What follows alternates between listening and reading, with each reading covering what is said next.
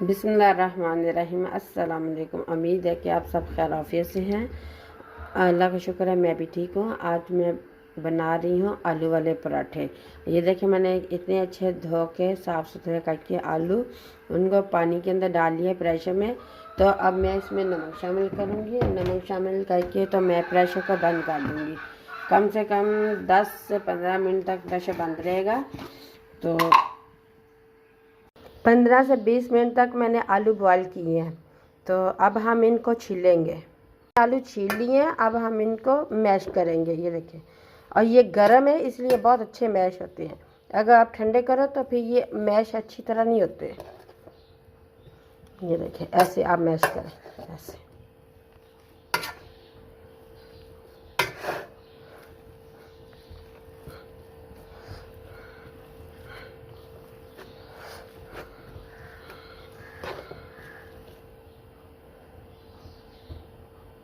آلو ہمارے میش ہو چکے ہیں۔ اب ہم اس میں شامل کریں گے، یہ میں نے پیاز گرین تھا وہ میں نے کاٹ لیا ہے، تو یہ پیاز ہے، اور یہ سبز دھنیا ہے، تو یہ میں نے شامل کر لیے۔ اب ہم اس میں سبز مرچیاں شامل کریں گے، اور اب ہم یہ میں نے اسپائسی رکھے ہوئے ہیں۔ 1 ٹی اسپون میرے پاس لال مرچی کا پاؤڈر ہے، 1 ٹی اسپون نمک ہے، 1 ٹی اسپون سوکھے دھنیے کا ہے، اور 1 ٹی اسپون میرے پاس گرم مسالہ پیسا ہوا ہے، اور 1 ٹی اسپون میں نے زیرہ لیا ہے جو میں نے ہاتھ سے مل لیا اچھی طرح۔ تو یہ سارے اسپائسیز میں اچھی طرح ڈال دوں گی۔ اب ان کو میں اچھی طرح مکس کر لوں۔ یہ لیمن کا جوس ہے وہ میں شامل کر رہی ہوں۔ میں نے 2 لیمن لیے تھے، اس کو میں نے اس کا جوس نکال لیا سارا۔ تو اب میں یہ اچھی طرح سارا مکس کر لوں گی، اور نمک مرچ جو ہے وہ آپ مکس کر کے اچھی طرح، تو آپ پھر بھی چیک کر سکتے ہیں۔ اگر کمی پیشی ہو تو پھر آپ اور ڈالنا چاہیں تو آپ ڈال سکتے ہیں۔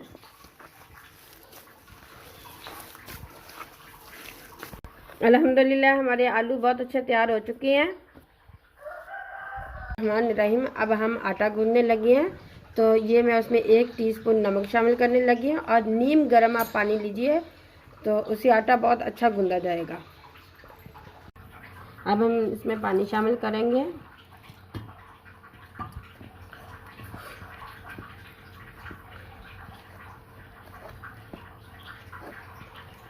جب آپ آٹا گوندتے ہیں تو بسم اللہ ضرور پڑھا کریں۔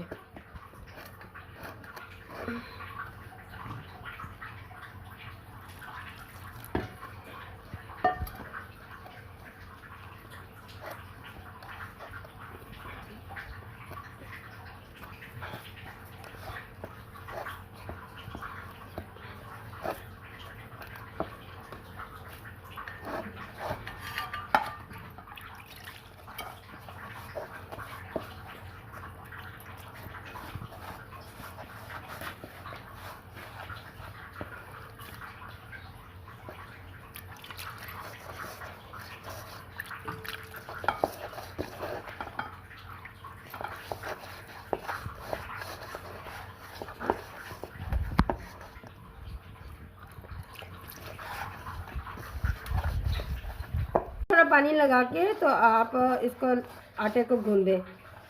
اگر ایک دم سے زیادہ پانی آپ لگائیں گے تو پھر نرم ہو جائے گا۔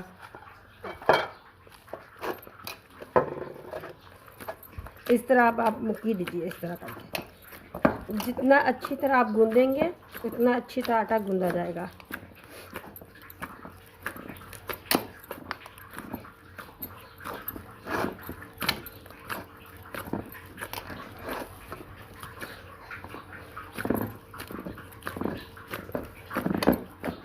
اب آپ نے بالکل بہت ہی کم پانی لگا کے اس کو گوندنا ہے۔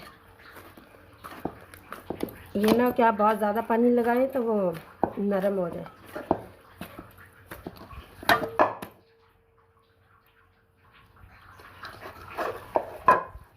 اس طرح مکی دیں، یہ بہت اچھی طرح ایسے آٹا گوندا جاتا ہے، ایسے کر کے۔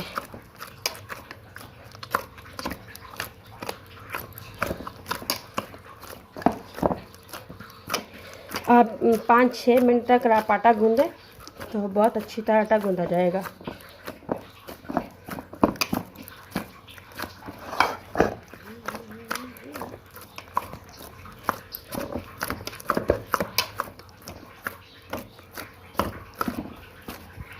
हमारा आटा बहुत अच्छा गूंदा गया है। तो अब हम इसके ऊपर थोड़ा सा पानी लगाएंगे कि ऊपर से ये जो है वो ख़राब ना हो जाए। और आप ये दबा के देखें कि इतना सख्त आटा हमें चाहिए। ये देखें जहाँ से मैंने दबाया था वो आहिस्ता आहिस्ता ऊपर आ रहा है। तो इसलिए आप भी अपने हिसाब से आटा गूंद लीजिए। बहुत शुक्रिया आपका। हम इसके अंदर आलू की पीठी लगाएंगे अच्छी तरह।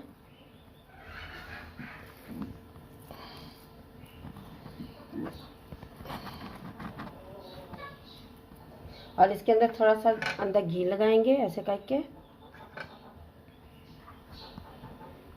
और इसको ऐसे हल्का हल्का हम पुश करेंगे हाथों की तलियों से ऐसे करके। अब खुशका लगाएंगे, खुशका लगा के इसको हल्का हल्का ऐसे करें, फिर बहुत अच्छी तरह वो चिपक जाएंगे। दोनों जो रोटियां ना छोटी, तो वो दोनों चिपक जाएंगी। अब हम इसको हल्का हल्का ऊपर से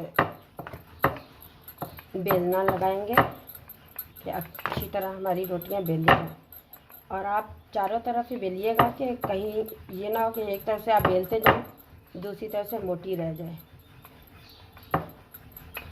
चारों तरफ जब बेलेंगे तो फिर किसी साइड पे किनारा मोटा और पतला नहीं रहेगा। आप देखिए एक सा बिल्कुल किनारा है इसका।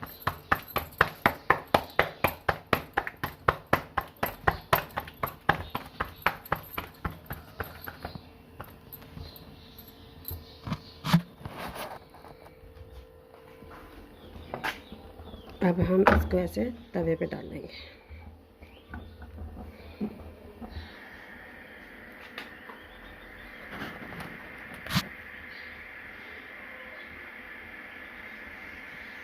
अब हम इसके अंदर पीठी लगाएंगे आलू की। ऐसे करके आप अच्छी तरह सारी पीठी लगा लीजिए। और इसके अंदर थोड़ा सा आप अंदर घी रखें ऐसे करके।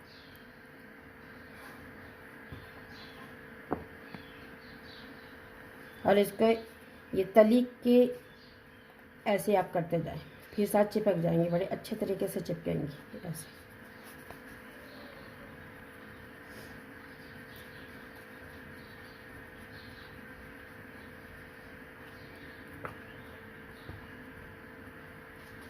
हाथ से आप हल्का हल्का पुश करें।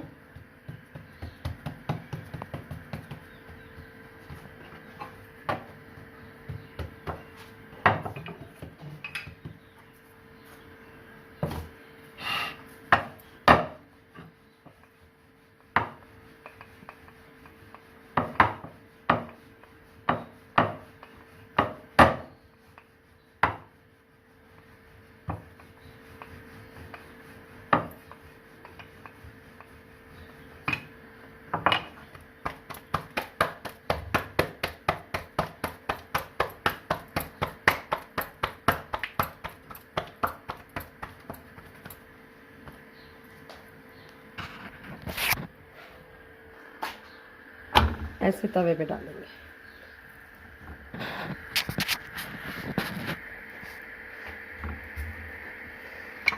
अब हम इसके ऊपर देसी घी लगाएंगे। आप मेरे पास तो देसी है, आपके पास अगर देसी हो तो देसी लगा लीजिए, अगर डाल्टा है तो आप डाल्टा लगा लीजिए।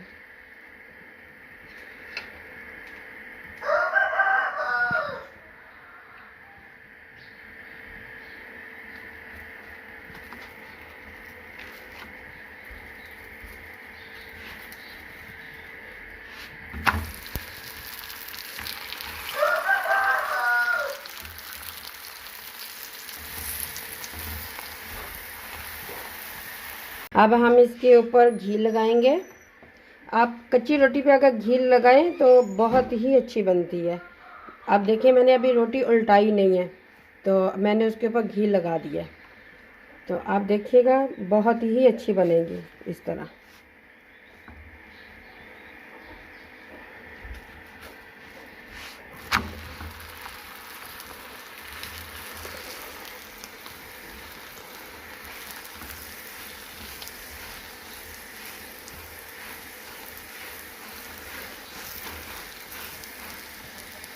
अब हम दूसरी साइड पे भी घी लगाएंगे, जो साइड हमने उल्टाई है।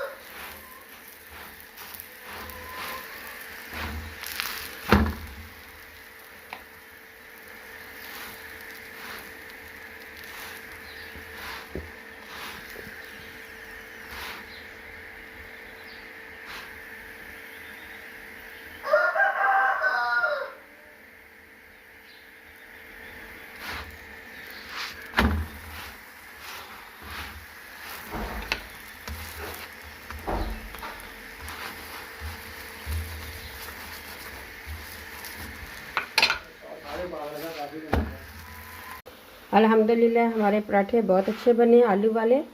तो आपको अगर मेरी वीडियो अच्छी लगी हो तो आप प्लीज़ मेरे चैनल को सब्सक्राइब कीजिए। अल्लाह हाफिज़। आलू वाले पराठे के साथ अगर आप चीनी वाला दही लें तो बहुत ही अच्छा टेस्ट आता है। तो आप भी मेरी तरह ज़रा ट्राई कीजिए, एक दफ़ा ट्राई ज़रूर कीजिए।